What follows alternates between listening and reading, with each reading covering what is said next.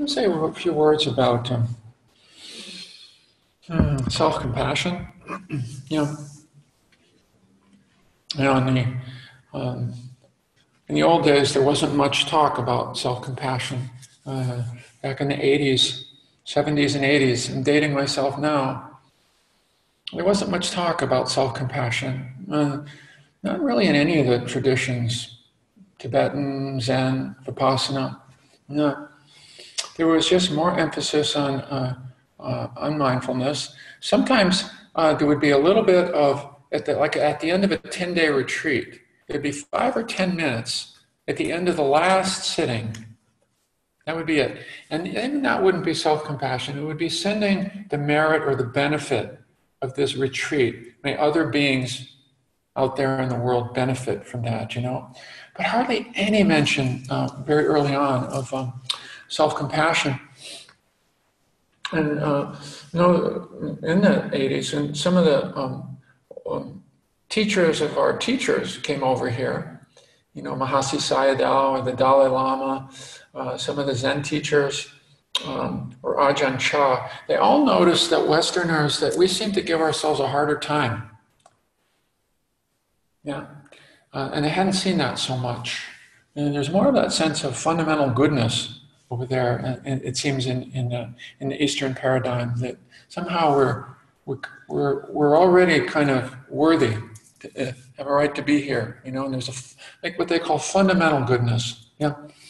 And somehow over here we have more like the trance of unworthiness, as Tara Brach has coined that expression, you know, and that there's just more inner judgment, more harsh self-talk, more not quite being good enough, you know? Maybe someday, but not today. Maybe after I've accomplished this and that or the other, but not now, not yet. Not yet. Yeah. And in the old days, it was thought, no, don't worry about any of that. Just be mindful, and all other good things will come forward from that, including maybe compassion and self-compassion. That never happened for me.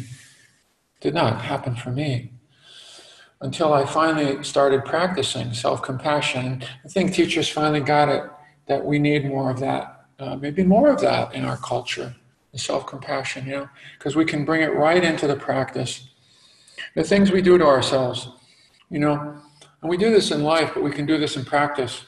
I certainly have done it for many, many years.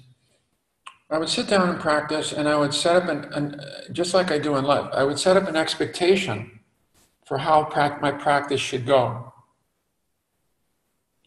And it would tend to be an unrealistic expectation, like, okay, no wandering during this next 45 minutes, or very little wandering, okay? I would set up an expectation of where I wanted to get, and then I would fail to meet that expectation because it was rather unrealistic, and then I would give myself a hard time for failing to meet the unrealistic expectation that I had set up for myself. The things we do to ourselves, you know? Yeah. How we can bring that right in. No, I'm meditating, but I'm not a very good meditator, but maybe someday I'll be a little kinder to myself, or I'll be okay with the way I'm meditating, but not today. The assessment, the judgment. Yeah. So I think we're all familiar with that. And to some degree, it affects our quality of life, doesn't it? Huh?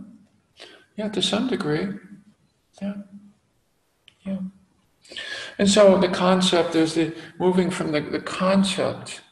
We get it. We get the concept of self-compassion.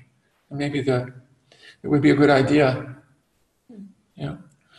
if we felt a little bit more whole, a little bit more worthy, a little bit more fundamental goodness, a little bit more of the time. It's a good idea. Seems like a good idea. Part of the practice, all of the meditation, right, is taking good ideas that make sense and translating them into practices.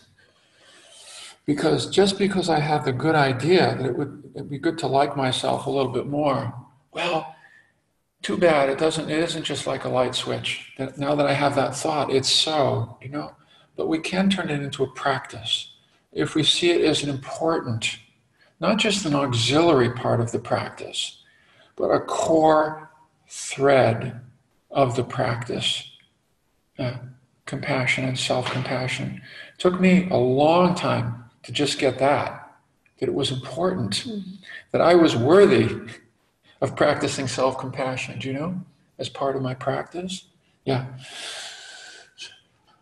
So, yeah. Would you like to add something? No. No? Okay. So, let's do some of that practice together this morning, with that orientation toward bringing a little bit more warmth or kindness or friendliness to ourselves, to ourselves, our own intentions, our own efforts.